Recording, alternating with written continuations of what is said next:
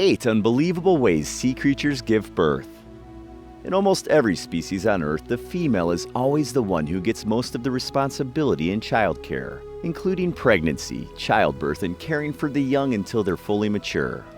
Indeed, a newborn is always warmly welcomed by both human beings and animals. However, this isn't always the case for some sea creatures. Some animals have some of the weirdest and craziest birth processes. In some species, it's the male who gives birth. Some mothers, on the other hand, feed themselves to their young ones. In this video, we're going to talk about the 8 unbelievable ways sea creatures give birth. Seahorses. You've probably heard or read somewhere that seahorses go through the pregnancy process in the most unpredictable way. The process begins with an interesting romantic dance between a male and a female seahorse, which is followed by the female laying her eggs in the male's brood to be fertilized.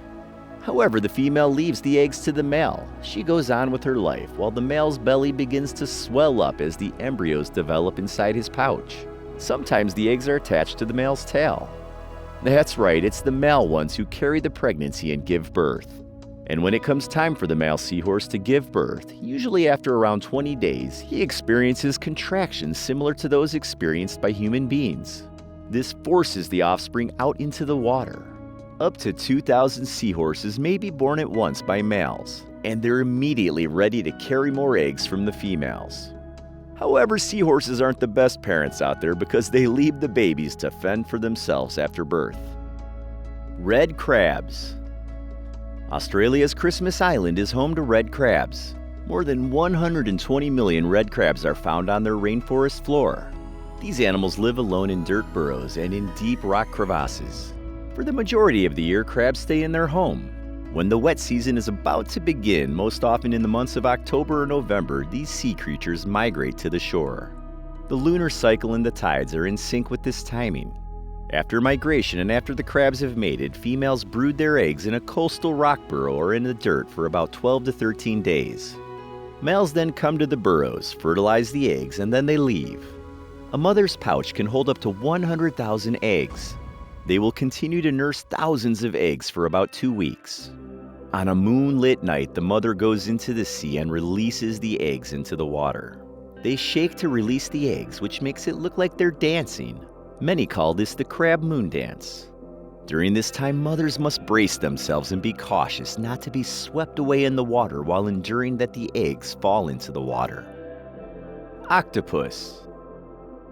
Octopus have one of the most interesting reproduction processes. They are simmelparous, which means that they'll reproduce only once. And for them, reproduction also means death. Why is that so? The process begins when the male deposits the sperm into the female's mantle. There are 2 ways for them to do this. They can either detach their extra arm altogether, or they can deposit the sperm pockets only. There are cases when the female will eat the male after mating. But if she doesn't, the male will eventually die within a few months. The female, on the other hand, will store the sperm until she's ready to lay eggs. The mother will care for them, and during this time, they will also stop eating. After being exhausted while carrying the babies until they hatch, the mother dies. Senescence is what this process is called. But why do octopuses stop eating when they're pregnant? According to scientists, octopuses have an optic gland located between their eyes, and it's part of the senescence process. The optic gland is similar to a human's pituitary glands. This pea-sized organ controls an octopus's urges. During the reproduction process, a chemical secretion in the mother's optic gland stops her desire to eat, which ultimately leads to her death. Basically, octopuses are pre-programmed to die after reproduction. But do not be sad. Just think of it this way. Octopuses have accomplished their mission before dying, and that is to have offspring and continue their genes. On average, octopuses have a short lifespan of about 3 to 5 years, with some living as short as 6 months. Snails. Did you ever think it was possible for a mother to give birth through her face? Tell you what, that's how snails lay their eggs.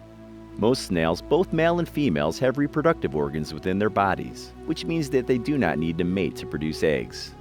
Others, however, prefer to have intercourse. During intercourse, the mate will shoot a love dart to the open skin in order for them to deliver the sperm. However, a love dart is not safe because it may damage the snail's internal organs. When the mating season comes to an end, both snails will have their eggs fertilized, which means that both of them will give birth. A snail can carry up to 100 eggs at a time. The eggs are then laid through a pore on the snail's face and they're buried separately in the soil. Yellowbar jawfish. Yellowbar jawfish are mouth brooders, which means they carry the eggs in their mouth until it hatches. They also care for their young ones even after they hatch, making them one of the best sea creature parents on the planet. Like with seahorses, it's the male jawfish who does most of the job during the reproduction and birthing process. A male jawfish attracts females in a dance which involves the spreading of his pectoral fins and arching of his long back. When a female jawfish gets attracted, she will lay eggs in his burrow. The male will then fertilize the egg and carry it in his mouth until they hatch. During the incubation, the male will not eat anything. This process can continue for about a month. After hatching, the male will release the fingerlings into the water, although they will stay close to their father. He will continue to care for his young ones, and the fingerlings can always swim back to their father's mouth in times of danger. Platypus. Found in Australia, the platypus is one of 5 mammals that lay eggs. These animals are monotreme, which means that the females produce offspring by laying eggs. Monotreme mothers also produce milk for their young ones. However, platypi do not have nipples. Instead, their milk is released in mammary gland ducts and collects in the grooves on their skin. The female platypus digs a burrow, fills it with soft leaves, and lays her eggs there.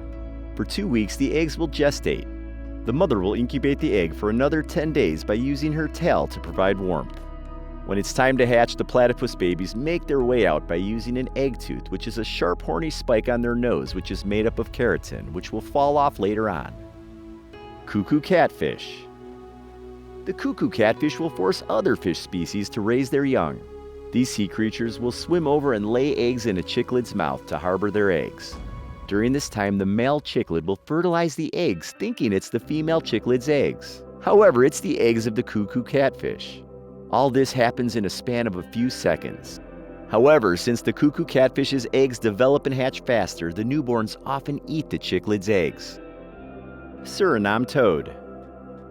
Perhaps Suriname toads have one of the weirdest and perhaps grossest births ever in the animal kingdom. The process begins when the males call to females by snapping their hyoid, which is a bone in their throat that makes a sound underwater. When a female comes, he will grasp her around the neck using his arms. This position is called amplexus. When they are interlocked, they will somersault over the water for hours until the female releases roughly 100 eggs. After fertilizing the eggs, the male pushes them onto the female's back. The eggs will then be covered with a thick layer of skin until they're nestled in safe honeycomb-like nooks. After roughly 3 to 4 months, the baby toads will erupt into their mother's back as fully formed half-inch toadlets. While this may seem weird, the process is safer for the toadlets because they're sealed into their mother's back, thus keeping them protected from predators. And there you have it, the 8 unbelievable ways sea creatures give birth. What did you think of all the things we talked about? Which among these impressed you the most, or perhaps you have any related information that you'd want to add? Feel free to share your thoughts in the comments section below. This has been WildFacts. Thanks for watching, and I'll see you again in the next video.